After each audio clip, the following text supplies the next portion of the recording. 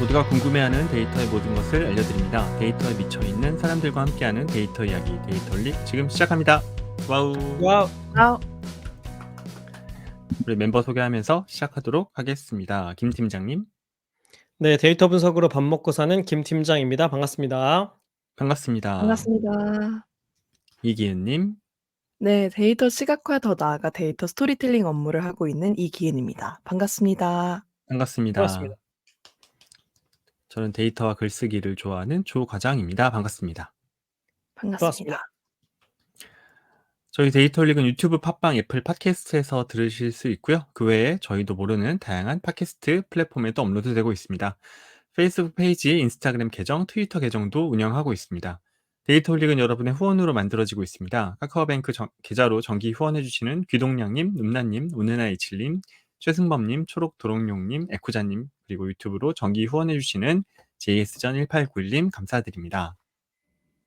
데이터릭을 후원하고 싶으신가요? 팟빵과 유튜브 공지사항 채널 정보에 후원 계좌가 있습니다. 여러분께서 보내주신 후원금은 녹음, 편집, 컨텐츠 제작에 소중하게 사용하겠습니다. 데이터릭은 데이터 관련 분야의 다양한 소식을 전하는 팟캐스트입니다.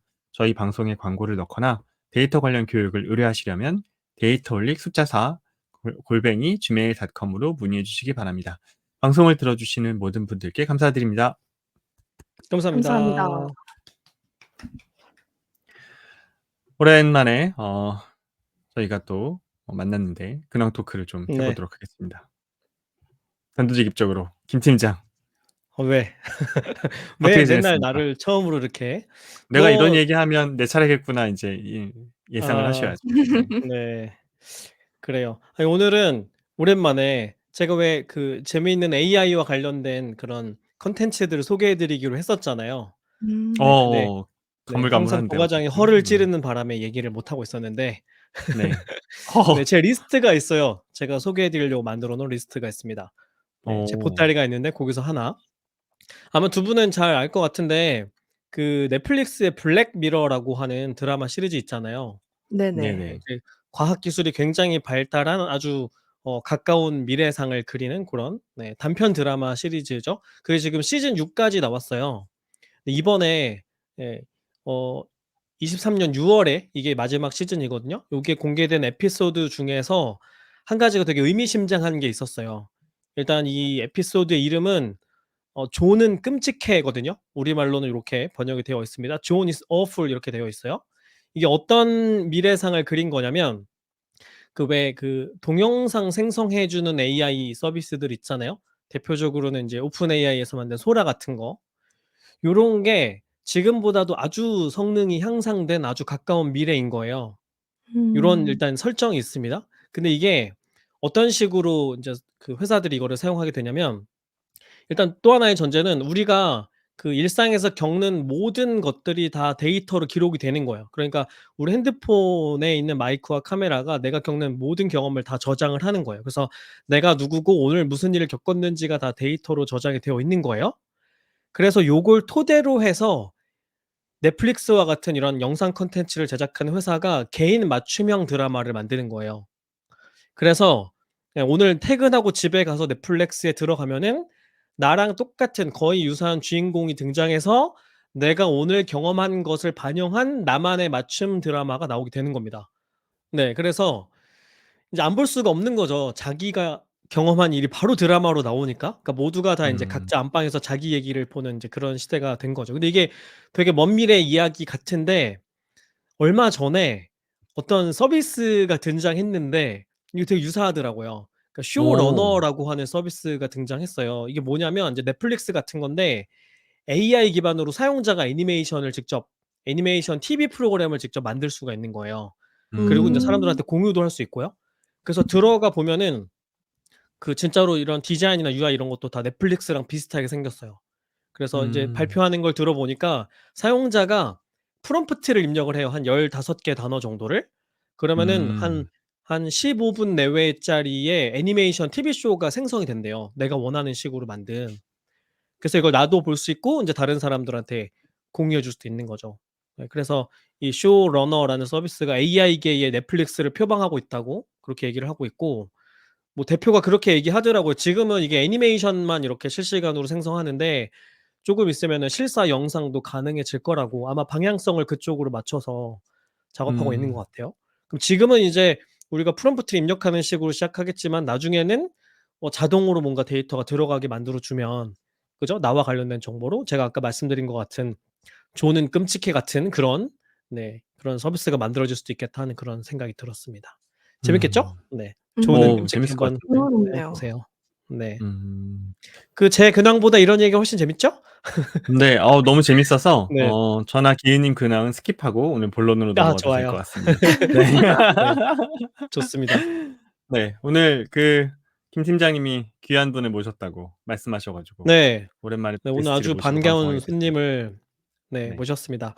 아마 우리 방송의 오랜 구독자분들은 아실 텐데요. 네. HR 분야에서 굉장히 오랫동안 데이터 분석 작업도 하시고 여러 가지 재밌는 연구도 해오고 계신 이중학 님을 이번에도 모셨습니다.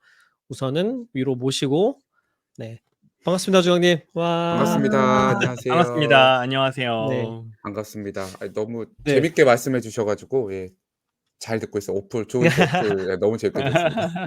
네. 네. 중학님 저희 아마 네. 처음 중학님 뵙는 청취자분들도 계실 수 있으니까 소개 좀 해 주시겠어요? 예, 반갑습니다. 저는 지금 인사조직하고 HR 데이터 분석 가리키고 있고요. 이제 가천대학교에 있고 저도 소개를 하자라고 하면 AI에서 일자리가 대체될 위험에 놓여 있는 이중학이라고 합니다. 반갑습니다. 반갑습니다. 어 중학님 스스로가 그렇게 느끼고 계시다는 음. 말씀이신 거군요. 네. 엄청나게 큰 변화가 좀 많이 음. 있는 것 같아요. 현장에서도 음. 체감도 되고 학교에서도 되게 크게 이야기가 많이 되고 있습니다. 아 음. 그럴 그렇군요. 때가 오지 않을까요? 이제 신규 교수 임용을 하는데 로봇이 지원을 하는 거예요. 어. 오픈 교수 AI의 임용 로봇이 교수 임용에 지원을 해서 오. 시험을 봤는데 다 통과했어. 그래서 새로운 그 어. 로봇 교수 김 교수입니다. "안녕하세요." 이렇게 인사. 자네 사발식 한번 하게요." 이렇게 하고 사발식이요? 휘발유 넣어 가지고 사발식. 사발식하고.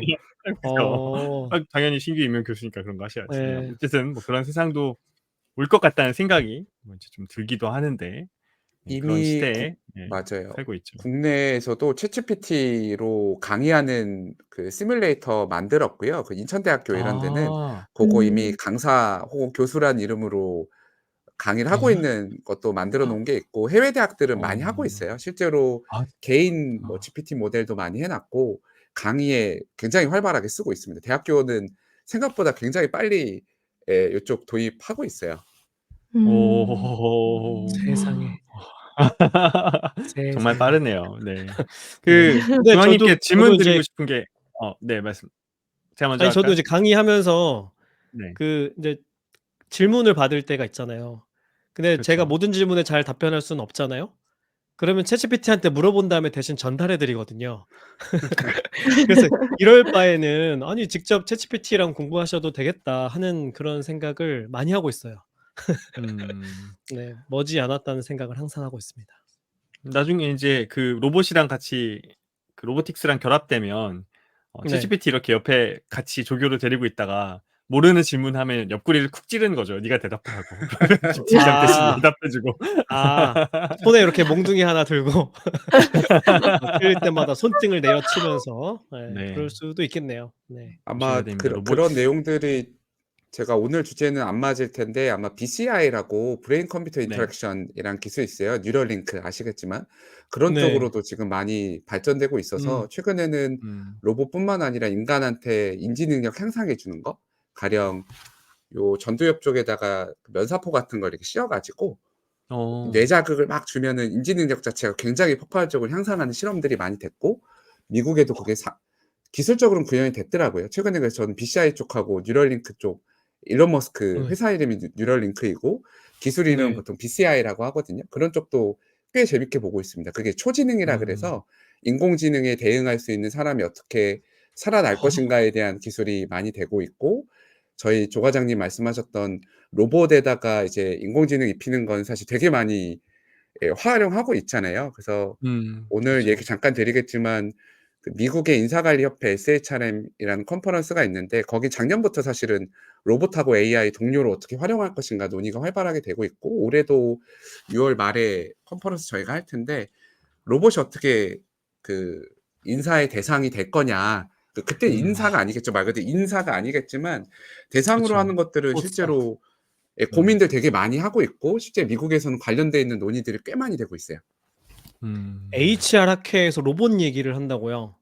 그렇죠. 약간 와. 그게 Society for Human Resource Management라고 실무자분들이 네. 보통 모이는 컨퍼런스인데 한 25,000명, 30,000명 정도 모여요. 작년도에 SHRM 컨퍼런스에 이제 기조연설에서 로봇하고 AI를 어떻게 우리의 구성원으로 받아들일 거냐, 우리도 준비해야 된다 이런 얘기들이 꽤 활발하게 네. 나왔고 올해 아마 음. 조금 더 많은 연구들이 돼서 발표될 것 같아요. 하긴 지금 당장 뭐 공장 현장에는 로봇을 대대적으로 투입한다는 발표들이 많이 나오고 있으니까 그죠? 그러면 준비를 하긴 해야 되겠네요. 아마 예상하지 못했던 문제들도 많이 생길 거고 처음 있는 환경이 되다 보니까 그런 연구들이 벌써 있는 거군요. 그럼 더 이상 연구들도 휴먼 리소스가 아니라 뭔가 다른 이름이 필요할 수도 있겠네요. 맞아요. 그래서 요즘은 그거를 어떻게 부를 것인가에 대한 논의도 있고 가령 로봇이나 AI가 일을 할 때 뭐를 성공했다라고 볼 거냐, 뭐를 실패할 거라고 보냐. 왜냐면 그것도 퍼포먼스 매니지먼트 관점에서 성과 관리 측면에서 뭐를 네. 잘했다고 할 거야, 뭐를 못했다고 할 거야. 그거부터 이제 논의가 되고 있고 뭐 여러 가지들이 실제로 연구뿐만 아니라 실제로 작동하고 있어요. MS나 이런 데에서도 AI의 퍼포먼스 같은 것도 얘기 많이 하고 있습니다. 참 그렇군요. 재미있는 시대에 우리가 살고 야 있군요. 이게 지금 이게 SF 영화 얘기가 아닌 거잖아. 그죠? 이게 지금 스트레스 받죠. 현실 네. 얘기잖아요. 다 연구가 음. 되고 있는 얘기고. 와 네. 그래서 정말 아마 이제 그렇습니다. 주황님이 오늘 해 주실 이야기가 이런 이야기들을 포괄하는 좀 이야기가 될 것 같네요. 오늘 이제 일과 직장의 현재와 그리고 앞으로 다가올 미래에 대해서 말씀을 해 주실 텐데 자료를 좀 준비하셨다고 해요. 예 아마 제가 그 자료 PPT를 중간중간 아마 보여 드릴 것 같고요. 네네. 논의는 사실 뭐 여러 가지 주제들의 결이 있겠지만 첫 번째로는 제가 최근에 이제 분석을 한 케이스가 있어요. 소셜 네트워크에 한 22만 건 정도 데이터 크롤링을 해 가지고 10 년치 정도 데이터를 여러 가지 각도로 보고 있는데 가장 첫 번째 좀 관심이 있었던 거는 한국 직장인들이 일의 혹은 직업의 의미가 어떻게 좀 변화하고 있는가 이런 거를 좀 먼저 얘기 드리려고 해요. 네. 가령 제가 뭐 최근에는 직장을 워낙 많이 돌아다니면서 워크숍도 하고 강의도 하는데 제가 예를 들면 저희 기은님께 기은님 근데 지금 일 왜 하세요? 어떤 일을 무슨 목적으로 하시죠?"라고 물어보면 뭐라고 답하실 것 같아요? 기은님 왜 일하세요? 어 일에서 나오는 성과가 저한테 좀 삶의 원동력이 되고 그리고 그 일 자체가 좀 재밌어서 합니다. 네. 고맙습니다. 아마 원동력과 재미라는 저거 표현을 모범 하셨던 것 답안 아니야? 같고 여기 드문 청년이야. 마음에 안 드는데? 원하던 답입니다. 출제자의 의도를 잘 파악하신. 조 과장님은 어떠세요? 제가 워낙 뭐 잘 알고 있는 분이긴 하지만. 일을 왜 하냐고요? 네. 일을 할 수밖에 없어서요. 좋습니다. 도돌이표 같은 이런 대답 좋습니다. 좀 네. 진지하게 대답하자면 어쨌든 사람이 그 삶을 영위해야 하는데 기본적으로 재화를 벌어들여야 삶을 영위할 수 있고 그 재화를 벌어들이기 위해 가장 좋은 방법이 자기의 역량과 시간을 돈으로 치환하는 것인데 그게 유형적인 어떤 유무형의 어떤 시스템과 체계가 갖춰져 있는 게 직업인 것 같거든요. 예, 그래서 자연스럽게 그 시스템 안에 몸을 담궈서 돈을 버는 행위를 하는 것 같아요. 고맙습니다. 과거에는 기은님처럼 대답했겠지만 지금은 결국 찌들어서 이런 대답을 하고 있어요. 돈 벌기 위해 일을 한다를 되게 멋있게 잘 그러니까요. 말씀하셨네요. 한 단어로 될 수 있는 거를. 재환이 머시기가 좀 좀 봐줘. 김 팀장님은 어떠세요? 근데 얼마나 저도 멋있게 비슷하게 얘기하나 보자. 생각하는데 아니 그게 선택의 문제가 아니잖아요. 살려면 일을 해야 되니까 하는 것이다는 생각이 하나가 있고 근데 인제 의미를 물어보는 거면 또 좀 다른 얘기잖아요. "너한테는 일이 무슨 의미가 있니?" 이렇게 물어보면 그러면은 뭐 기현님이 얘기하신 거랑 비슷한 것 같은데 내 가치를 실현하는 방편 같은 게 아닐까요? '내가 어떤 행위가 사람들한테 가장 크게 기여할 수 있는 게 뭘까?' 그런 걸 하는 거죠. 조 과장 왜 그런 표정으로 봐? 다들 의미 있게 얘기해. 나만 쓰레기야? 그래야 조 과장이 초라해 보이지. 나만 쓰레기야. 네. 아닙니다. 아마 네. 직장인분들 물어보면 가장 많이 당연히 돈이라고 하죠. 그러니까 아까 저희 조 과장님 말씀하신 대로 삶을 영위하기 위해서 혹은 내 가족을 위해서 일을 한다라는 대답이 가장 압도적으로 당연히 많고요.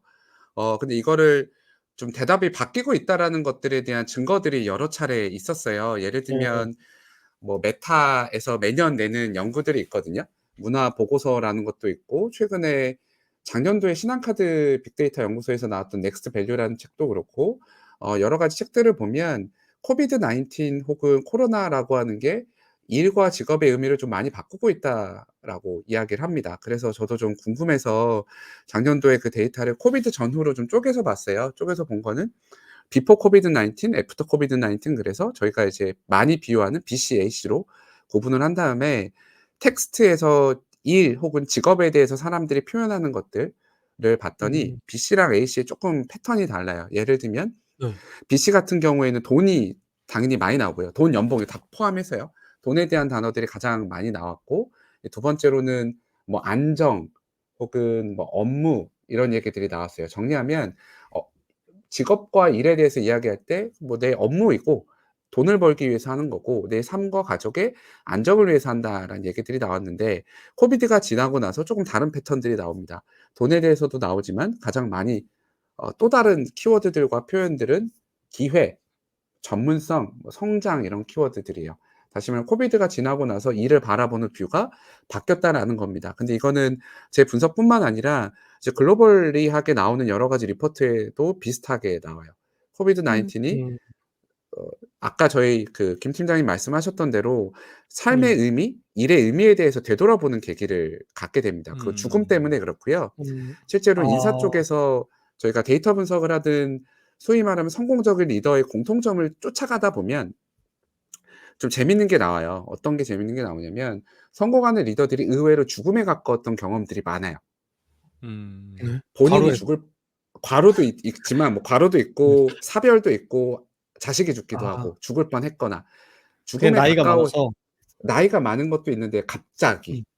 갑자기 어. 죽음에 가까워지는 경험이 있으면 사실 굉장히 많은 가치관들이 바뀌고 삶의 전환점들이 음. 생겨요. 음음. 대표적인 게 뭐 일론 머스크도 그렇고 스티브 잡스도 그렇고 맞아요, 실제 맞아요. 뭐 S사의 여러 가지 임원들 데이터에도 그런 게 나옵니다. 그걸 보면 음. 죽음이라고 하는 거는 삶의 가치관을 굉장히 전환하는 데 도움이 되고 그게 아마 코비드가 전 세계 국민들에게 미쳤던 하나의 공통된 아. 경험이기 때문에 일과 직업의 의미를 좀 비슷하게 바꾼 것 같아요. 단순히 음. 돈을 버는 음. 수단으로서만 내가 일을 하는 게 아니라 죽음에 가까워져 봤기 때문에 '일 왜 하지? 무엇이 중요하지?' 음. 이런 거에 대한 리플렉션을 했다라는 겁니다. 그래서 '코비드가 일의 의미를 좀 음. 바꾸고 있다.' 이게 첫 번째 제가 느꼈던 이제 코비드로 인한 파인딩이에요. 그럴 수 있겠네. 그럴 수 있겠네요. 그러니까 이런 거죠. 야 그렇게 그런 식으로 일하면서 살아봤자 어차피 사람 다 죽을 수 있어. 어차피 죽을 건데 계속 그렇게 살 거야?'라고 스스로 되묻게 되는 그런 기회를 가졌던 것일 수도 있겠네요. 음. 맞습니다. 그래서 보통은 "죽음에 가까워졌다."라는 표현을 많이 쓰게 되고요. 그래서 아마 코비드가 어 기점이 돼서 일 자체에 대해서 좀 바꾸고 있다. 그 결과 목적에 대해서 바꾸고 있다라는 거라서 계속 말씀을 드리겠지만 최근에는 소위 말하는 실리콘밸리 기업들과 많은 인사 쪽 한국을 포함해서 연구에서는 "왜 일하냐?"라는 거에서 의미감, 성장, 기회 이거에 대한 키워드가 가장 중요하게 나와요. 와. 음. 일 자체를 "왜 하냐?"에서 의미의 시대라는 세스 고딘 책도 그렇고 요즘 공통적으로 사실 일과 직업에 대한 책이 거의 하나의 결로 다 나와요, 의미라는 표현으로. 일의 의미를 어떻게 찾아줄 거야? 리더가 음. 찾아줄 거야? 조직이 찾아줄 거야? 삶이 개인이 일의 의미를 찾을 수 있어."라는 건데 이게 공통적으로 좀 의미가 있는 그 진짜 말 그대로 의미가 있는 파인딩인 건 이게 또 생성형 AI랑 붙어서 그래요. 네. 잘 아. 음. 아시겠지만 생성형 AI가 나오고 나서 제가 이걸 BC 두 개로 나눴는데 비포 챗GPT, 애프터 챗GPT 어떻게 말장난인데 우리 챗GPT 전후로 어떤 BC. 변화가 좀 그럼요. 잘 써먹는 거예요, 이런 건. 그래서 어. 이렇게 보다 보면 최근에 일자리에 대해서 얘기할 때 아마 공통적인 키워드를 많이 보셨을 거예요. 샘 올트만도 그렇고 일론 머스크도 그렇고 잘 아시겠지만 존 노스타나 여러 가지 소위 말하면 IT 구루나 이 학자들 혹은 실무자들이 하는 얘기가 한 25년 정도 후면 인류는 일할 필요가 없다라는 시점과 여러 가지 그 미래들에 대해서 공통적으로 내다봐요. 시기가 되게 비슷해요. 노동이 필요 없다라는 시기. 최근에는 이제 딥러닝의 아버지라고 하는 이제 저기 누구죠? 제프리 힌튼이요? 예, 제프리 힌튼 교수도 똑같은 얘기를 했고 음. 양쿤 교수도 똑같은 얘기를 했고, 그러니까 결국 25년 후면 인간은 노동할 필요가 없다. 그럼 뭐 하면서 살 거냐라고 했을 때 비슷한 또 얘기를 해요. 그때는 스스로 일에 의미를 부여할 수 있는 능력이 중요하다 이런 얘기를 합니다. 그렇기 때문에 최근에는 아. 일과 직업의 의미를 어떻게 정의하고 스스로 디자인할 거냐라는 게 되게 중요한 능력이자 리더들에게 필수 자질로서 강조되고 있어요. 그게 MS, IBM, 구글과 같은 회사에서도 리더십 트레이닝에서 되게 강조되고 있습니다. 음. 정리하면 두 가지예요. 일의 의미가 음. 코비드 전후로 조금 바뀌기 시작을 했는데 죽음이라는 모티베이션이 있었고, 그리고 코로나가 아닌 챗GPT가 나오면서 사람들이 직업이나 일에 대해서 다르게 또 생각을 하고 있는 거죠. 영속적이지 않겠다. 음. 이런 얘기들을 하고 아, 있습니다. 그렇긴 해요. 요즘에 다들 만나면 다들 챗GPT 써본 경험 이야기하면서 이러다가 나도 필요 없어지겠다 이렇게 농담 삼아서들 얘기하잖아요. 근데 그게 농담처럼 얘기하지만 진짜로 약간 서늘한 감이 있잖아요. 이거 장난이 아닌데 하는 그런 느낌들을 받으니까 그러면 자연스럽게 일이 없어지는 세상도 생각하게 되고 그때 되면 '뭐 해야 되지?' 생각하면은 이제 '먹고 사는 문제가 아니라 의미를 찾기 위해서 일을 해야 되겠다.' 이런 생각으로 연결이 될 수 있겠네요. 근데 인제 그쵸. 그렇게 되면은 그 내가 먹을 밥은 누가 준다는 걸까요?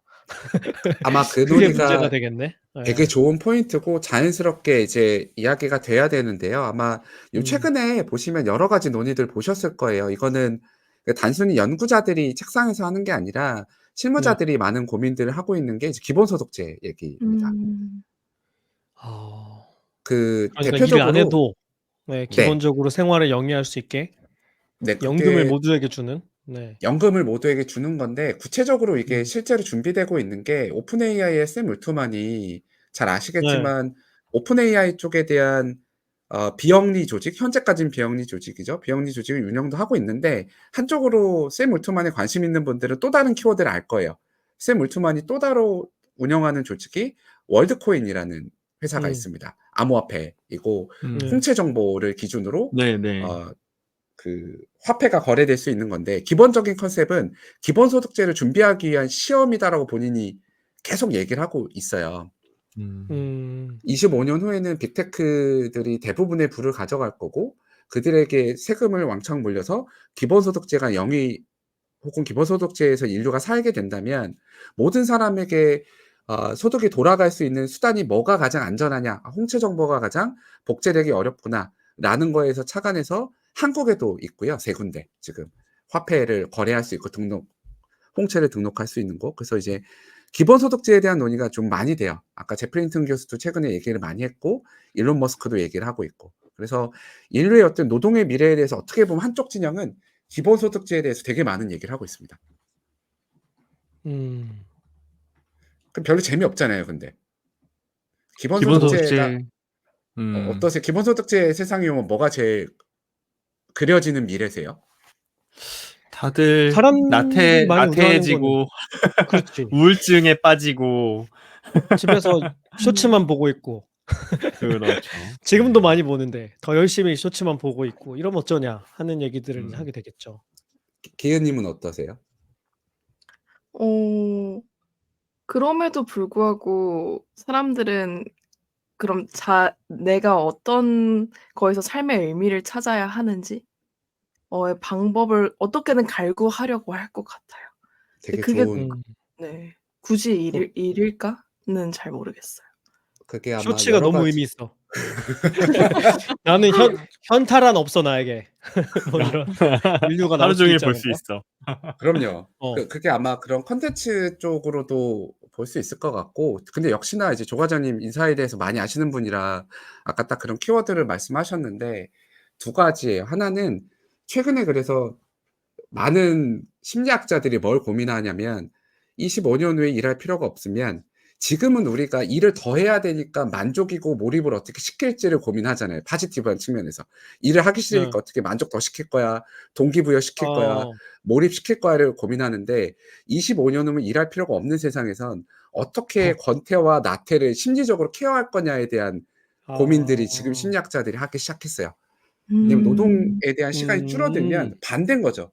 포지티브 사이드에 이렇게 올라가던 건데 이젠 네거티브 음. 사이드로 쭉 내려가는 권태감과 나태감 어떻게 극복할 수 있게끔 해줄 거냐? 이게 최근에 심리학자들이 많이 어. 고민하는 거고 이제 기은 님이 음. 말씀하셨던 일의 의미라는 것도 이제 일론 머스크가 아까 얘기했던 거예요. "그럼에도 네가 일하는 의미를 부여해서 스스로 자꾸 존재의 목적에 음. 대해서 찾아가라." 요런 두 음. 가지 논의가 많이 되고 있습니다. 이거는 음. 연구자뿐만 아니라 실제로 그 IT를 이끌고 있으신 분들도 많이 고민하고 있고 심리학자들도 미래상을 그려가면서 고민하고 있는 현재 상황입니다. 드디어 그 근데 시대가 오는군요. 음. 생존이 아니라 의미 중심으로 일을 선택하게 된다면 그땐 내가 좋아서 하는 일이니까 권태감을 느끼지 않게 되지 않을까요? 맞아요. 계속 의미 되게 있는 좋은 것만 선택하니까. 그죠? 맞아요. 우리가 권태감을 느끼는 거는 그 의미를 못 찾는 상태가 반복될 때의 이야기잖아요. 맞습니다. 근데 그거에서 되게 음. 중요한 건 권태감을 느낄 정도의 노동 시간이 유지될 경우에는 그렇게 되죠. 그러니까 노동 시간도 많이 줄 음. 거예요. 대표적으로 아 제가 그렇겠네요. 음. 최근에 강의 때 많이 하는 게 어 이런 얘기를 해요. 앞으로 우리의 삶은 주당 15 시간만 일하면 충분하고 인류는 주당. 만족과 여가만을 찾는 세상이 올 거다라는 얘기를 누가 했어요.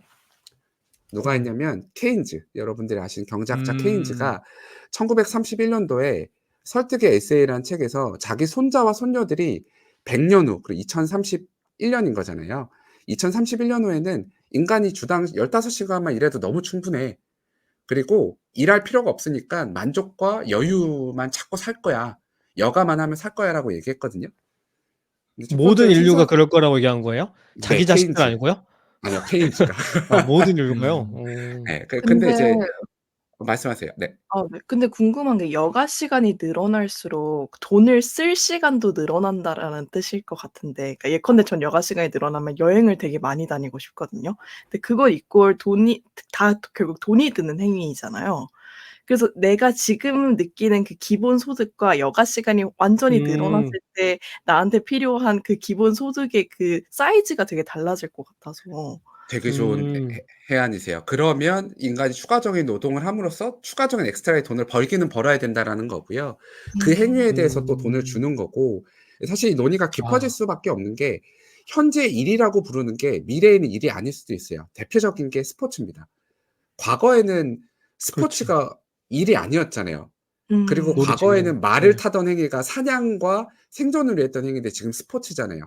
음. 그쵸. 게임도 어 지금 e스포츠도 그래 왔고 그런 것처럼 지금 사람들이 얘기를 그래. 많이 하는 게 음. 언어라는 것도 비슷하고요. 언어가 지금은 많은 언어학자들이 하는 얘기가 미래의 언어, 영어를 배우는 행위는 유의 활동이 될 거라고 얘기해요. 트랜슬레이션이 다 기계로 음. 하기 때문에 영어로 서로 소통하는 거는 재미, 놀이라고 생각을 하거든요. 그렇기 때문에 음. 미래에 지금 우리가 유의 활동이나 여가로 하는 게 충분히 일로 치환될 수도 있는 거고 거기서 추가적인 소득이 발생할 수도 있는 것들로 변화하는 것들도 같이 변수로서 생각을 해야 된다라는 거죠. 그렇기 때문에 음. 아까 저희 기은 님께서 말씀하셨던 여가 생활이라고 하는 것들도 그때는 뭐 어떤 형식으로 돌아갈지 모르는 거죠. 뭐 여행을 다니는 게 어떻게 보면 노동이 될 수도 있는 거고.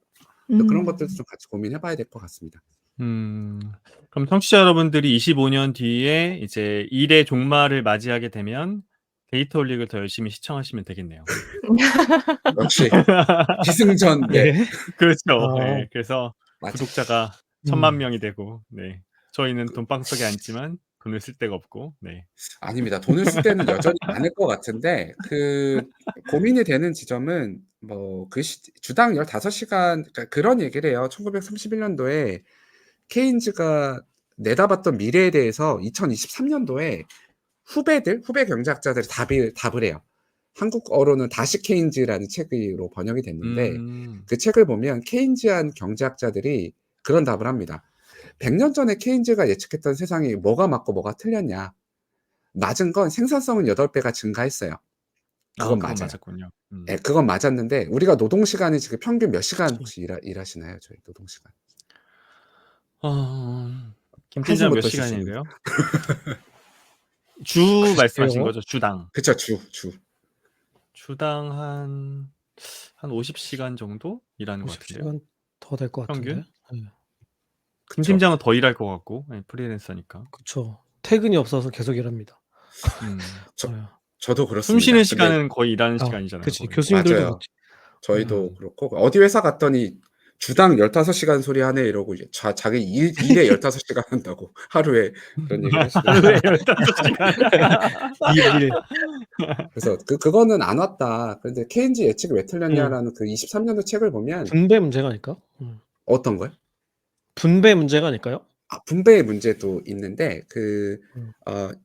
사실은 케인즈가 예측했던 건 생산성이 쭉 올라가면 인간이 일할 필요가 없는 상황에서 인류는 더 이상 노동하지 않는다라고 본 거예요. 생산성이 올라가면 일할 필요가 없으면 아.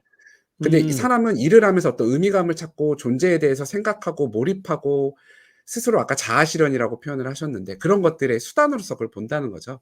그래서 다시 케인즈라는 책을 보면 심리학자들이 그렇게 답을 해요. 케인즈가 경제적 생산 도구 혹은 경제적 존재로서의 인간은 이해했지만 사람의 동기나 사람에 대한 본질적 이해를 못했다.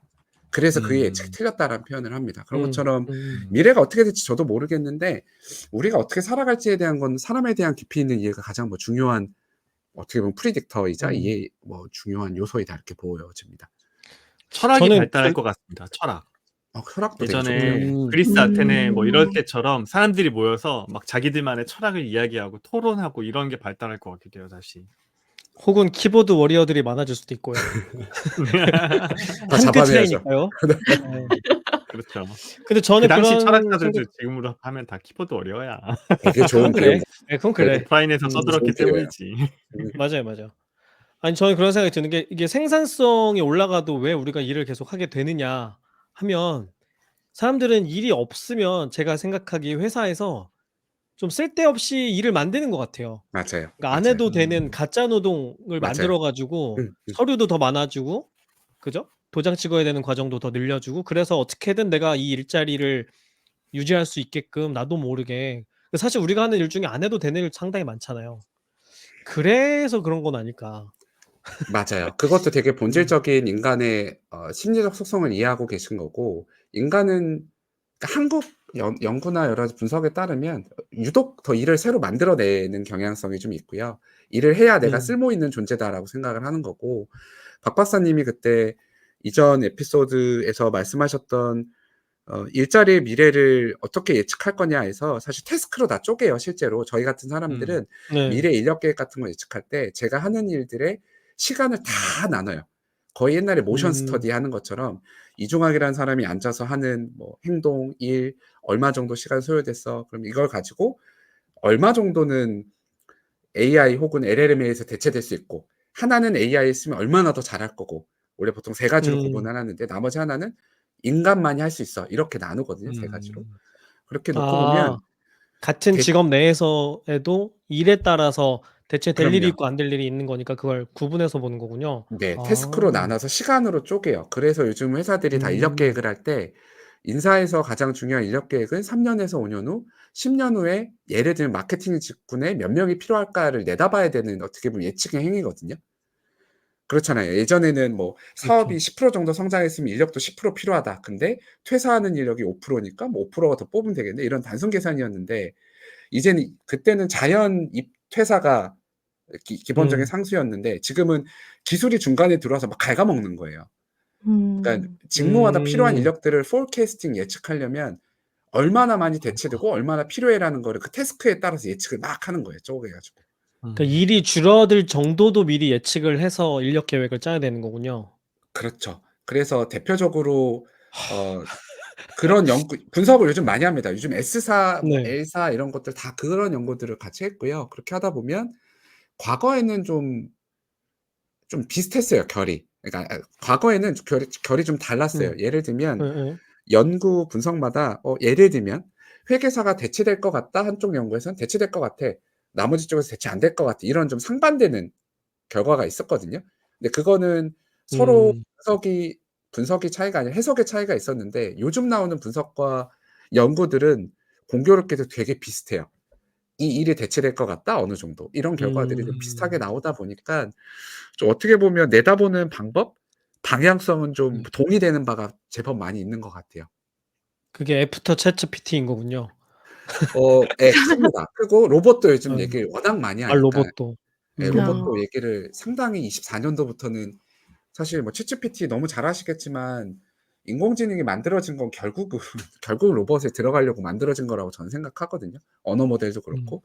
그 지금 이제 본격적으로 로봇에 들어가면 무서울 정도로 많이 진짜 더 음. 많은 대체들과 뭐 더 많은 일자리들이 고민되지 않을까 싶긴 합니다. 음. 맞습니다. 역시 제가 너무 이런 암묵의 얘기를 했는데 좀 기쁜 소식은 제가 대체되기 제일 쉽습니다. 그렇기 때문에 너무 아. 그게 왜 기쁜 아니에요. 거예요? 그게 왜 기쁜 그 소식이죠? 왜 기쁩니까? 상대방보단 나으면 좀 낫지 않나요 그래도? 아니 그거 시간 문제지 뭐 크게 다를까. 어차피 같은 세대 내에서 다 겪게 될 음. 문제일 것 같다는 뭐 네가 네. 먼저니 내가 먼저니 정도의 차이가 아닐까요? 저는 맞아요. 그래도 음. 약간은 뭐 지금 세대들한테는 뭐 이게 희망적이지 않을 수도 있기는 한데 제 생각에는 25년 뒤 뭐 20년 뒤에 그런 미래가 찾아온다고 하잖아요. 그래서 뭐 직업의 종말, 뭐 업의 종말, 직무의 뭐 어떤 혁신 이런 게 일어날 거라고 하는데 20 년, 25년 뒤면 사실 저희는 원래 일할 때가 끝난 시점이니까 나이로 어차피 보면. 은퇴식이라고요? 어차피 은퇴 시기니까 그때 기본소득이 딱 아니에요. 이렇게 우리는 더 일해야 갖춰지면 돼요. 우리 같이 100세 넘게 살 텐데.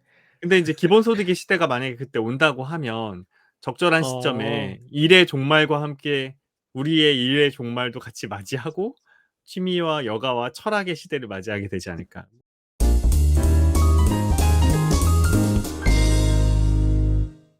아 근데 그 일을 통해서 사실 재미를 느끼는 사람들 정말 재밌어서 일을 하는 사람들보다는 사실 먹고 살기 위해서 일을 맞아요. 하는 사람들이 대다수여서 음흠. 사실 '일을 안 해도 돈을 준다.'라고 했을 때 저는 기뻐할 사람들이 훨씬 많다고 생각을 해요. 뭐 음. 권태고 나태고 나발이고 "나 내가 쉴 수 있다는데 행복해."라고 말을 할 사람들이 훨씬 많을 것 같아 가지고. 되게 좋은 포인트이신데 아마 제가 예시를 하나 들어 볼게요. 그게 뭐 오늘 논의가 될 수 있을지 모르겠는데 제가 작년도에도 책을 냈을 때 주사일제 얘기를 많이 했어요. "주사일제 무조건 음. 온다." 어. 주사일제는 한국에 당연히 올 거고요.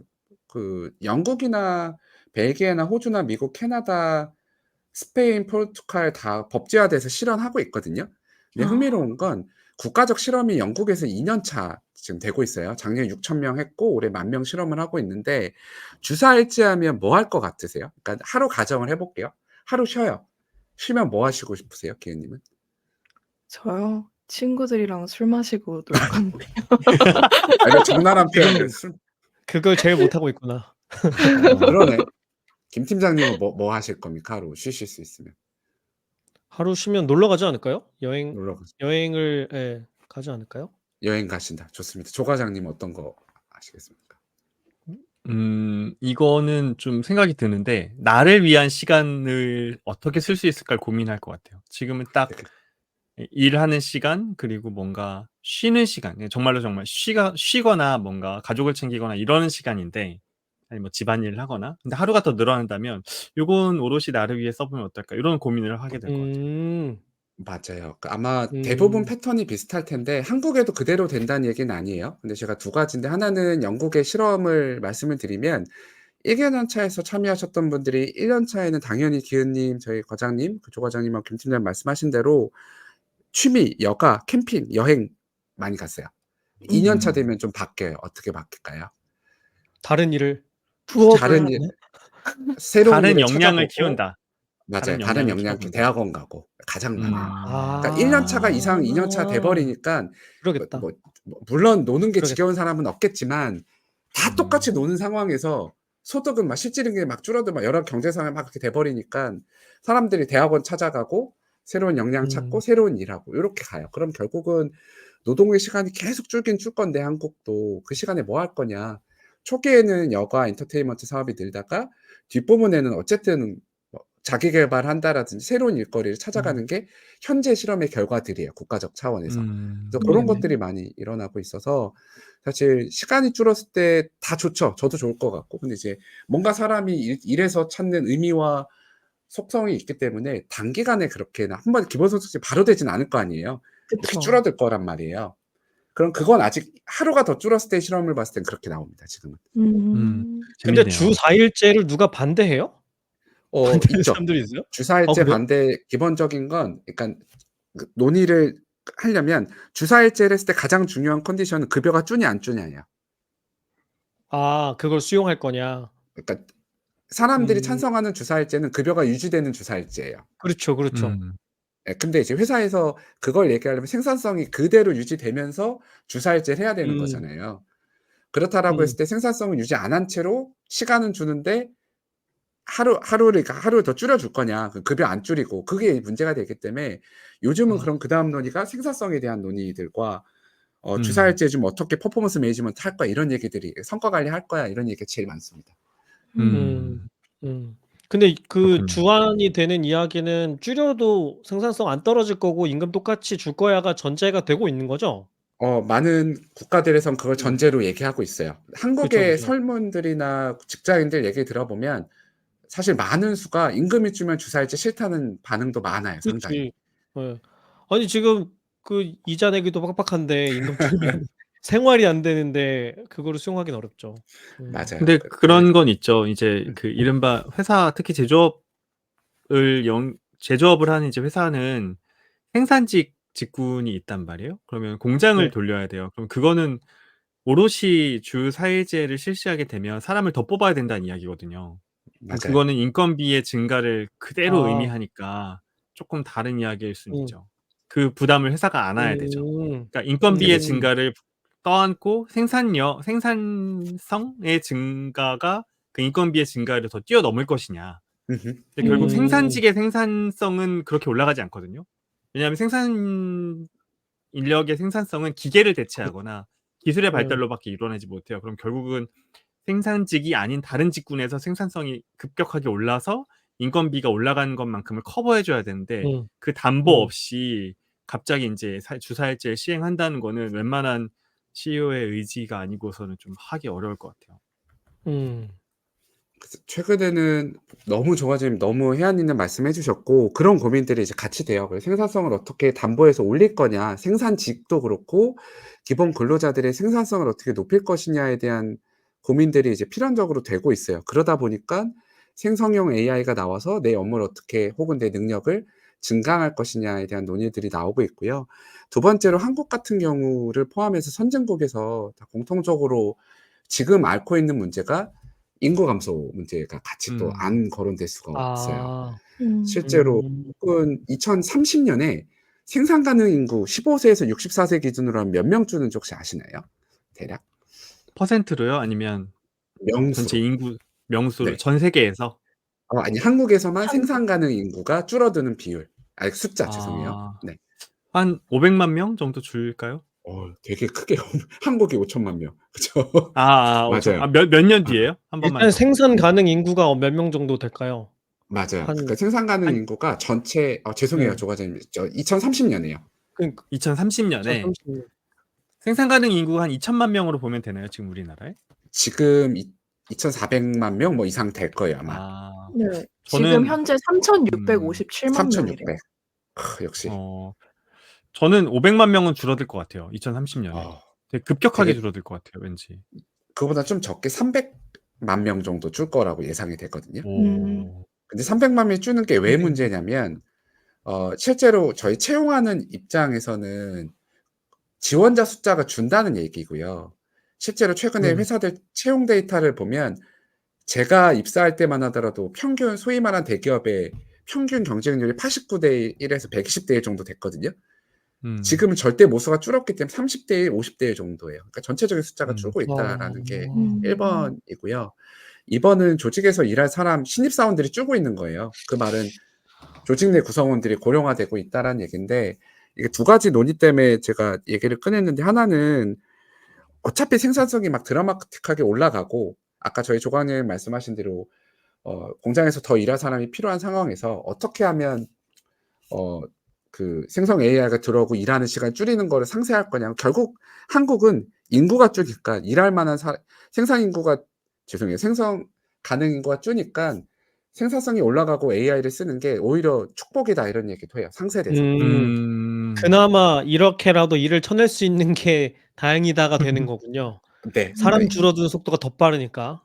예, 너무 빠르니까. 그래서 요즘 뭐 많이 얘기하는 춘균세 쓴 제러미 다이아몬드가 한국 인터뷰에서 맨날 하는 게 "한국에는 절호의 찬스다." 이런 얘기 하거든요. 저출산이. 왜요? 왜냐면 어. 네. 실제로 제가 너무 학자 얘기가 아니라 데이터 분석 관점에서 얘기하면 인류의 여정이라는 오데르 갤로라는 사람의 책이 있어요. 경제학자인데 그 사람이 인류의 GDP 성장률과 여러 가지 지표들을 봤을 때 사람이 갑자기 폭발적으로 그 소위 말하면 생산성이 확 뛰어들고 삶의 수준이 증가했던 비결을 찾아가요. 그 사람이 통합 성장 이론이라는 걸 표현하는 건데 그 사람의 주장에 따르면 저출산이 그 이유예요. 인류가 저출산을 선택하고 7명을 낳다가 2명을 낳죠. 그러면 갖고 있는 리소스를 2명에게만 투자할 수 있는 거예요. 그럼 얘들의 자녀 교육 수준이 올라가고 생산성이 막 올라가요. 그래서 선택적 인적 자본에 대한 투자가 인류의 폭발적 성장과 지속에 도움이 됐다라는 게 그 사람의 데이터 분석의 결과거든요. 인류의 여정이라는 책을 보면. 결국은 저출산에서 일정한 수준의 아이를 1명, 뭐 예를 들면 2이 결혼해서 1명을 낳는다고 하면 더 좋은 리소스로 만들 수 있는 거예요. 인적 자본 관점에서는. 투자를 더 잘할 수 있으니까. 고렇게 보면은 또 인구 감소가 경제 성장에 도움이 된다 이런 주장도 있기도 합니다. 저는 좀 다른 관점의 생각도 있는 것이 그거는 애를 7명 낳다가 2 낳으면 말이 되는데 지금은 이제 2 낳다가 아예 안 낳는 거잖아요. 그럼 뭘 가르치고 생산성 올리고가 아니라 그냥 아예 없어져 버리는 것이니까 그러니까 그 인구 감소가 그런 성장의 동력이 되는 효과가 어느 이상 지나 버리면 그때부터는 안 나타날 수도 있는 거 아닐까요? 되게 좋은 포인트예요. 그 분석들의 기본 가정은 2이 결혼해서 1는 난다라는 가정이에요. 되게 좋은 그러니까 포인트 우리는 그게 짚으셨어요. 아니잖아. 마이너스로 가고 있는데. 맞아요. 마이너스로 가기 때문에 사실은 그 효과를 여기에다가는 얘기할 수는 없지만 많은 분석하시는 분들이나 경제학자들은 그 인구 감소가 그렇게까지는 한국에는 큰 경제적 영향은 안 줄 거다. 왜냐하면 2 가지 주장이 있는데 하나는 과거 같은 농경 사회에서는 7명이 일을 해서 생산성을 높이는 게 그렇지. 중요했는데 이제는 경제가 그렇게 돌아가지 않는 산업의 퀄리티와 그 텍스처를 갖고 있다 이거고요. 2 번째는 최근에 나온 책인데 되게 좋은 책이 일할 사람이 사라진다라는 책이 있는데 이 이철희 교수님이라고 서울대학교 이분이 했던 얘기에 따르면 생산 가능 인구가 줄어도 줄어드는 이제 소위 말해서 노인 인구들이 돌아가실 거잖아요. 그럼 그 사람들이 은퇴하는데 그 사람들이 은퇴하는 그 생산성을 현재 있는 그 생산 가능 인구, 새로 유입되거나 생산 가능 인구로 새롭게 아주 소수가 들어오지만 걔네들의 생산성이 몇 배가 돼서 보정을 할 수가 있대요. 인구수가 감소하는 거를 인적 자본의 퀄리티로 보정할 수 있다라고 하더라고요. 대표적으로 그분이 했던 얘기가 은퇴하는 사람들의 그 소위 말하면 대졸 비율과 현재 저도 놀랐는데 이게 35년 후인가 50년 후인가에 대졸 생산 가능 인구 중에 대졸의 비율이 65만 명에서 1,200명까지 늘어난대요. 그러니까 생산 가능 인구들 숫자들 중에 예전에는 교육받았던 사람들이 늙어서 은퇴하시는 숫자와 새롭게 유입되는 사람들의 대졸의 숫자가 많이 달라진다는 얘기죠. 그러면 생산 가능 인구의 퀄리티가 완전히 인구 감소의 효과를 감소해서 우리나라의 노동 생산성과 GDP에 영향이 없다 이런 주장을 하시더라고요. 그래서 결국 인구 감소되는 것들이 인적 자본에 대한 교육 수준이 올라감으로써 그 효과를 보정할 수 있다 이런 주장을 하는 사람들도 있어요. 제가 너무 멀리 온 것 같은데 결국 인구 감소와 기술 AI 쪽은 함께 봐야 될 주제라고 보여집니다. 그러겠네요. 한국에서는. 그러겠네요. 일단 이게 노동력 사이드에서의 이야기만 하는 것이기는 하지만 그죠? 뭐 산업 경쟁력의 관점이긴 하지만 어쨌든 지금 있는 사람들도 일을 못 구하는 판인데 뭐 노동력 때문에 애를 더 낳아야 된다는 생각이 그게 무슨 소용이냐. AI까지도 나오는 판인데 요약하자면 이런 얘기가 되겠네요. 그죠? 그렇긴 한데 약간 좀 잘 봐야 되는 게 사실 뭐 너무 잘 아시겠지만 소위 말하면 사이즈가 좀 작은 회사에서는 일할 사람이 없다라고 하고 있고요. 그러니까 그렇죠. 일할 곳이 없는 건 아니에요. 일하고 싶은 곳에 못 가는 것일 뿐인 거지. 일하고 정확하네요. 싶은 곳을 못 구한다. 그치. 예. 예. 음. 그러니까 노동력은 그게 아니고 이미 일본에서는 유효구윤 음. 배율이라고 예를 들면 1 명이 필요한데 몇 명이 지원하냐 이런 숫자로 비율을 해요. 물류회사나 유통회사는 8 명이 필요한데 지금 1 명이 지원하거든요. 음. 그 그러니까 정도로 구인난과 구직난이 그럼 동시에 있는 거잖아요. 인구 그럼요. 감소 맞아요. 현상과 네. 구인난, 구직난이 같이 있는 현상인 거고. 그래서 약간 음. 딴 말씀하세요. 얘기긴 한데 인구 감소가 되게 체감이 되는 게 제가 오늘 저희 다른 계열사 분이랑 이야기를 나눴는데 본인이 아이를 키우실 때는 사내 어린이집 들어가기가 그렇게 힘들었대요. 본사 헐. 빌딩에 사내 어린이집. 근데 요즘에는 안 경쟁률이 어려워? 그렇게 높지가 않대요. 헐. 네. 어. 그 아. 정도로, 그 어. 정도로. 근데 대한민국의 그 정도 와. 대기업이면 보통은 아이를 낳을 거라고 생각하잖아요. 인제는 그런 사람들마저 아이를 낳지 않게 되니까 예전만큼 그렇게 경쟁률이 높지가 않대요. 제가 그 얘기 듣고 정말 깜짝 놀랐어요. 하긴 그게 국공립 어린이집 유치원이랑은 좀 얘기가 다르겠네. 다른 네. 애들이 그건 일로 올 뭐 수가 없고 회사 내에서만 다 소비를 해야 되는 거니까. 네네네. 음. 정확하게 보여주는 거죠. 특정 기업 안에서 그렇군요. 아이를 낳는 집단의 감소를 명확하게 보여주는 게 인제 "사내 어린이집의 경쟁률이다." 이렇게 이야기하시더라고요. 음. 아마 그거 포함해서 저는 학교에 있다 보니까 쪼끔 더 어린 네. 친구들을 수업 때 만나요. 근데 네네. 제 수업은 대부분 다 토론 수업이거든요.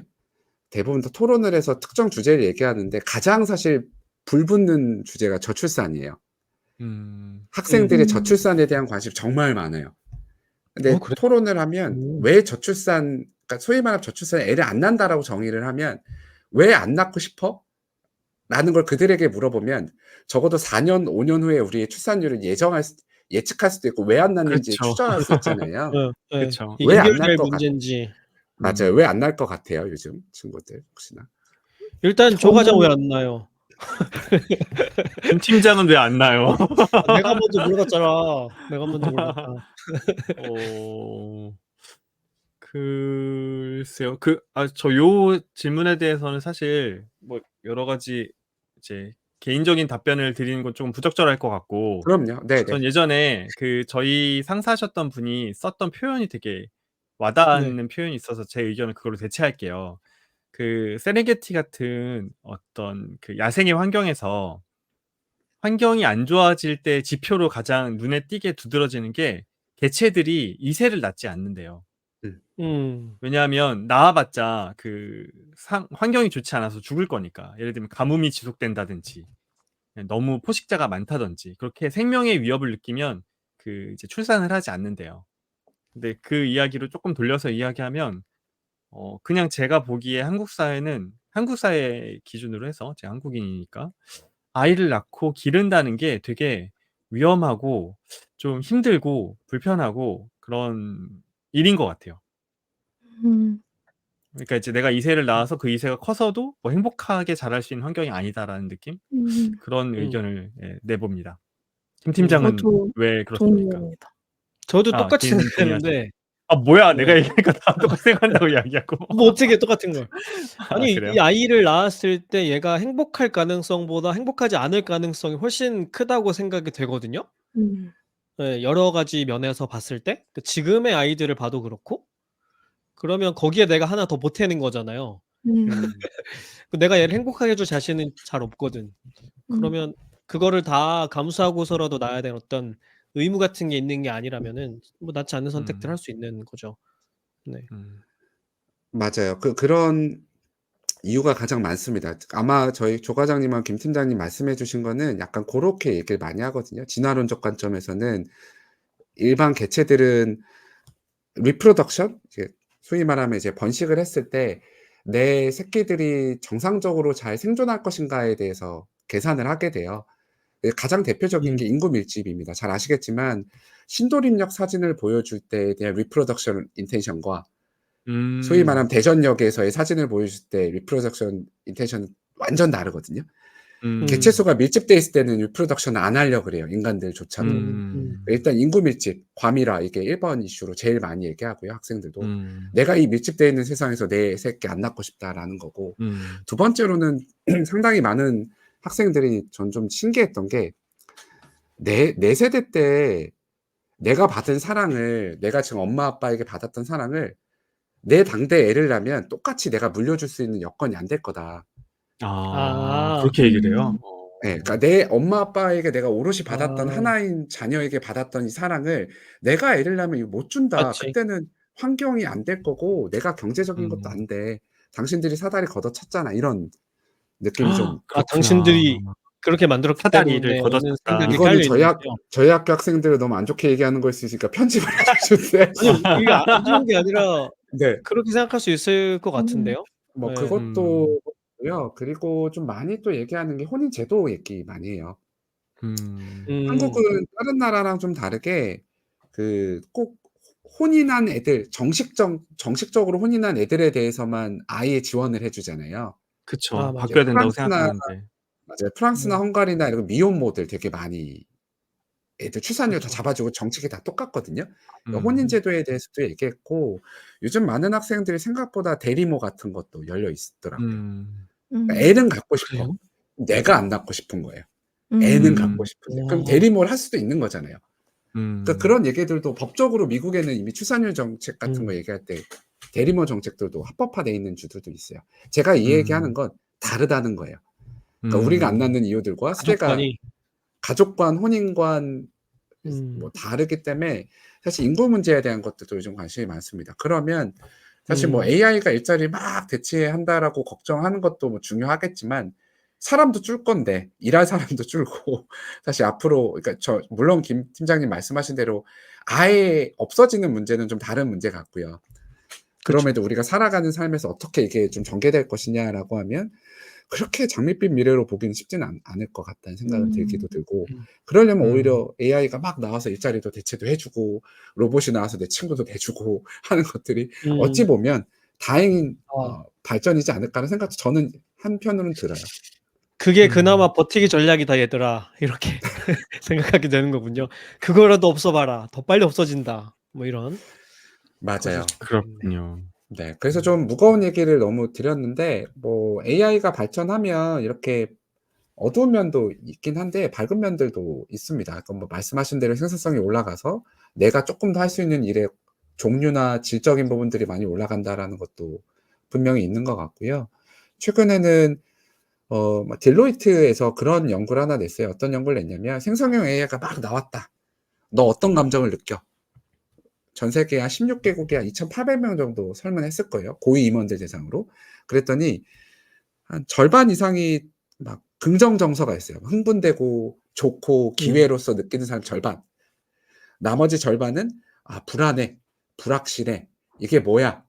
이런 것들을 절반 얘기해요. 그럼 감정이 혼재할 수 있으니까. 근데 음. 긍정적 정서를 느끼는 사람들과 부정적 정서를 느끼는 사람의 차이가 뭐냐라는 걸 봤거든요. 네. 뭐가 차이가 있었을까요? 긍정적이라고 느끼는 사람과 부정적이라고 느끼는 사람의 차이는 어떤 게 있었을 것 같으세요? 긍정적 정서를 느끼는 사람들은 'AI가 내 일을 도와줄 거다. 내 일의 생산성을 높여줄 거'라고 생각할 것 같고 부정적 정서를 느끼는 사람들은 '대체할 거다.'라고 생각을 했을 것 같아요. 너무 좋습니다. 또 어떠세요? 김 팀장님과 조 과장님은? 음. 저는 이 기술에 쪼금 더 익숙하고 이 기술을 활용할 능력이 있는 사람들은 긍정적으로 생각할 것 같고 전혀 모르거나 아니면 이제 그런 지식을 한 번도 그러니까 앞으로 배울 생각도 없는 사람? 그런 사람들은 부정적으로 인식할 것 같아요. 음. 음. 그러니까 이 단적으로 얘기하자면 적이라고 보는 거죠. 저거는 이제 '무조건 안 좋은 거야.'라고 보는 사람들. 김 음. 김 팀장은 팀장님 어때요? 혹시나 네 어떠세요? 저도 비슷한데 일단 좀 잘난 사람들은 긍정적인 관점을 가질 것 같고 네. 어. 그러니까 새로운 기술이 나와도 '난 이거 잘 쓸 수 있어.'라는 마음을 갖고 있는 자존감이 있는 반대되는 사람들은 불안하겠죠. 네. 나한테 부정적인 이펙트를 줄 거라고 생각해요. 그래서 내가 사회적인 안전망을 가지고 있는 사람이냐 아니냐에 따라서 달라질 것 음. 같아요. 그 빨리 좋은 맞다. 배워서 생각났다. 쓰면 네. 학습 민첩성이 높은 사람들은 긍정적으로 볼 그러니까. 것 같고 그렇지 않은 음. 사람들은 부정적으로 볼 것 같다. 그러니까 용어가 뭐 맞아요. 생각이 안 예전에 났어. 새로운 기술이 나올 때는 다 비슷했을 것 같은데 뭐 컴퓨터가 등장하던 시기라든가 음. 그죠? 그러면 원래 학습을 많이 해온 사람들이 학력이 높고 주변 환경이 좀 여유로운 사람들은 컴퓨터 배워서 하면 되니까 들어올 일이 아니잖아요. 오히려 성장의 기회지. 근데 그렇지 않은 사람들은 예 반대로 생각을 하게 되지 않을까요? 역시 정답입니다. 세 분 다 말씀 정답이고요. 거기서 전문성이라는 표현을 써요. 그러니까 내가 이거에 대해서 알고 있는 사람들은 기회로 인식하고 기회님 말씀하셨던 대로 모르는 사람은 불안하죠. 실제로 내가 익숙하지 않은 거에 대해서 사람들은 혐오의 감정과 불확실, 불안을 느끼게 돼 있거든요. 그래서 이제 전문성의 수준에 따라서 퀄리티 감정의 차이도 긍정이냐 부정이냐도 느껴지고요. 그 수준에 따라서 적용하는 영역들도 굉장히 차이가 나더라고요. 실제로 전문성이 좀 떨어지는 집단에서는 IT 뭐 예를 들면 단순 반복 업무에만 쓰다가 전문성이 높아지면 높아질수록 법률, 재무, 인사 뭐 되게 다양한 쪽으로 쓰게 됩니다. 그래서 결국은 전문성, 개인의 이해도 혹은 아까 저희 조관장님 말씀하셨던 학습 민첩성 이런 것들이 굉장히 중요한 요소들로 생성형 AI가 나오면 긍정적 정서를 만들고 기회로서 인식하게 된다. 이게 요즘에 많은 분석 결과예요. 이거를 왜 말씀드렸냐면 아까 제가 AI가 일자리를 대체하면 어떻게 될 거냐라는 거에 대해서 한쪽은 샘 울트만 쪽을 필두로 한 기본소득제 주장이 있고요. 나머지 한편의 또 주장은 뭐냐면 대표적인 사람은 유발 하라리입니다. 세이피언스를 쓴 유발 하라리. 그러니까 최근에 많은 거의 유튜브 키면 ABC 뉴스, CNN은 계속 나와요, 이 사람. 그래서 물어봐요. 현대판 소크라테스라고 불리니까. 유발 하라리요, 인류는 뭘 해야 되나요? 막 물어보거든요. 여러 주장이 있는데 혹시나 관심 있으신 저희 청취자분들께 찾아보시라고 유튜브에 2022년도에 유발 하라리가 그레이트 마인스 위대한 수업 EBS에 나와서 이미 챗GPT가 나오기도 전인데 그런 얘기를 해요. 자기가 봤을 때는 인공지능이 나오면 필연적으로 일자리는 없어진다. 그럼 우리는 뭐 해야 돼? 라는 거에 대해서 답을 해요. 그 사람의 주장은 뭐냐면 사회, 경제, 조직, 개인 모두 일자리가 사라지는 이 환경 속에서 내 일자리가 없어지더라도 새로운 일과 새로운 기회를 찾아갈 수 있는 학습 능력과 소위 말하면 사회적 교육 시스템이 필요하다라는 주장을 해요. 그래서 딱 두 가지. 한쪽은 기본소득제에서 일자리가 없어지면 일자리가 없어지면 기본소득제 한다. 한쪽은 그래도 새로운 일을 찾을 수 있고 지속적으로 새로운 일을 만들어낼 수 있는 교육과 학습, 리스킬링이 필요하다. 두 가지 주장이 가장 많습니다. 그래서 최근에는 두 가지 주장이 가장 AI에 의한 일자리가 대체되면 어떻게 살 거냐에 대해서 좀 다른 시각으로 바라보는 거예요. 어느 쪽이 더 마음에 드세요? 둘 다 마음에 안 드는데 왜냐면 사실 전제는 같은 거잖아요. 일자리가 없어진다는 건 기본 전제로 해 놓고 방법론만 다른 거니까. 네, 심정적으로는 둘 다 마음에 안 드는데 선택을 하셔야 된다면? 네. 저는 샘 알트먼 쪽이 더 현실성 있다고 생각을 해요. 제가 좋습니다. 뭐가 저도 마음에 그렇습니다. 드냐보다는. 네. 동의합니다. 그렇군요. 그럼 강의가 잘 안 먹히는 걸로. 저는 그런 거예요? 예, 아니 왜냐면 뭐 이게 교육계에 계신 분이니까 결론은 그렇게 내시려고 하겠지. 아니에요. 그래도 여러분 교육은 필요합니다. 이렇게. 아닙니다. 아니요. 저는 아닌가요? 개인적으로는 왜 그렇게 생각을 했냐면 뭔가 그 여러 가지 이제 그 논의들이 있을 수 있는데 기본소득제는 저는 개인적으로는 돌아가는 한계가 많이 있는 제도라고 생각을 하는 입장이에요. 현실적인 사실은 한계들. 현실적인 한계, 부의 재분배도 그렇고 그게 서스테인 할 거냐. 그 인간의 의미 자체가 일을 하면서 뭔가 자아 실현도 있을 것 같고 그래야 될 것 같다라는 생각이 있기 때문에 좀 일을 계속 만들어내고 재학습해서 새로운 일을 찾아낼 수 있는 것들이 좀 중요하지 않을까? 그게 인사하는 사람으로서는 고렇게 좀 생각을 하고 있고요. 아마 그런 주장 때문에 최근에는 저희 조 과장님 잘 아시는 많은 직장인들이 성장에 대한 가치, 뭐 학습에 대한 가치, 혹은 내가 여기서 뭐 배울 수 있냐라는 게 굉장히 중요하게 나옵니다. 특히나 좀 많이 요즘 그 CEO분들을 제가 많이 만나요. CEO분들 많이 만나는데 제일 오해하시는 게 소위 말하면 구글이나 MS나 넷플릭스, 아마존 같은 회사들은 "뭐가 제일 좋냐. 쟤네들 봐라. 개데코 회사 오잖아. 치과 의사 있잖아. 수평적 조직 문화잖아."라고 얘기하는데 실제로 그분들 뭐 글래스도어 데이터도 그렇고 실제 가서 인터뷰해 보면 그게 단점으로 되게 단점으로 많이 나오는 게 의외로 수직적 조직 문화가 제일 많이 나와요.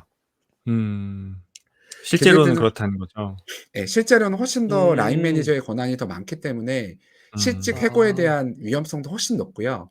업무에 대한 디렉티브가 굉장히 명확하게 나와서 성과가 나오기 때문에 훨씬 하이라키컬합니다. 그래서 글래스도어 데이터 음. 크롤링에서 보면 텍스트로 보면 대부분 뷰로크래틱 혹은 하이로키컬한 컬처에 대한 얘기가 상당히 많아요. 음. 불안하겠지 그것 때문에.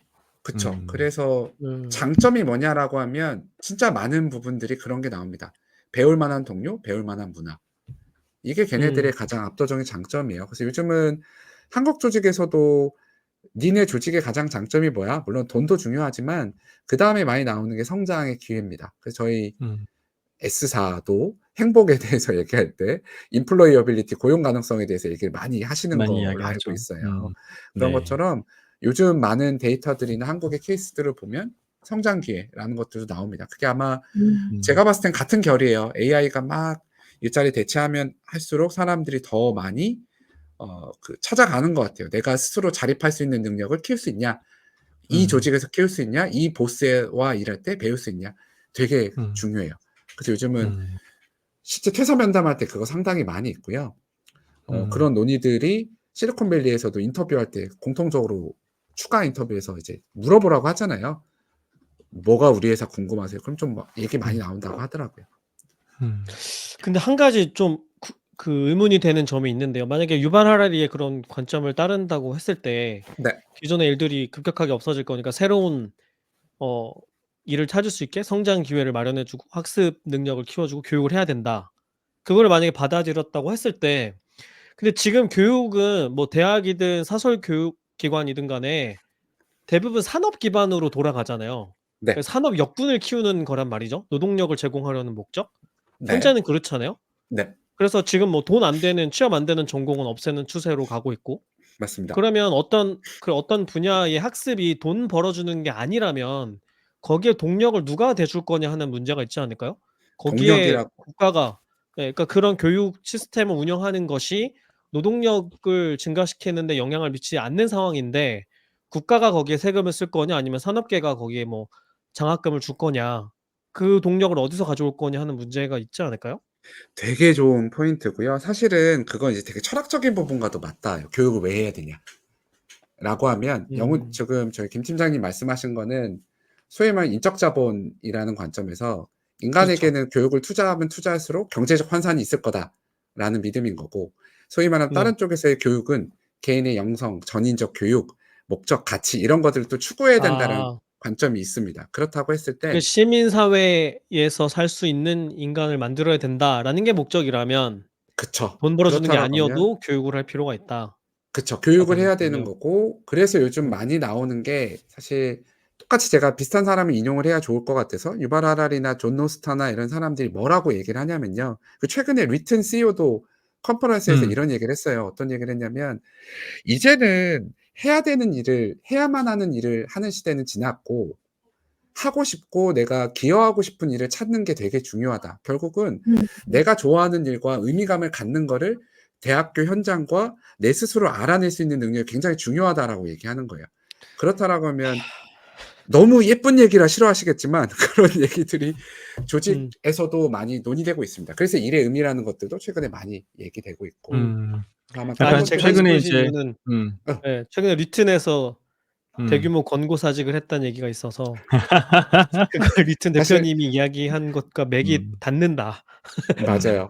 그래서 그런 생각이 들었어요. 요즘은 좋아하는 일이나 그런 얘기들을 좀 많이 해요. 물론 그거를 이제 어떤 사람들은 이젠 AI가 직업을 대체하는 게 아니라 "당신의 직업을 전환시켜 줄 것이다."는 표현을 많이 쓰거든요. 음.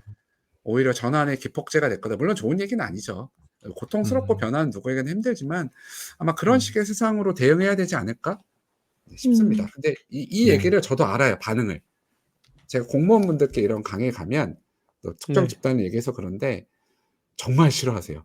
제가 한 어. 번은 어디 강의를 그래요? 갔 어디에 강의를 갔다가 이 일자리 미래를 얘기했어요. 거기도 이제 꽤 고위급 임원이 아니라 뭐라 그래요? 그 공무원분들은 직급이 좀 고위공무원. 고위공무원? 다르잖아요.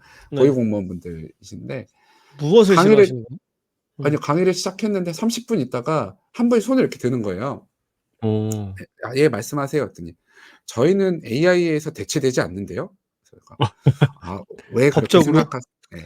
법적으로 그렇습니다. 어 그런데 당신은 법적으로. 무슨 의도로 이 강의를 하시는 거예요?" 그래서 제가 너무 사실은 당황해 가지고 오 아. 1 번 "오라고 해서 왔지." 난 여기 어. 멀리까지 왔다. 그러나 그렇게 얘기할 수는 없잖아요. 아니 그쵸. 미래에 대해서 준비하려고 우리가 논의하려고 왔다. 그래서 이제 거짓말 아니에요. 그분이 소리치면서 "우리는 대체되지 않아요." 그러고 나가시더라고요. 이제 진짜요? 뭔가 상처가 있으신가? 아니 뭐 모르겠는데 뭔가 개인적인 그러니까 상처를 받으신 게 있을까? 제가 그때 그냥 느꼈던 건 그거예요. 음. 제가 하는 얘기가 되게 위협적으로 느끼는구나, 그분들은. 나도 그 생각이 예. 드는데요.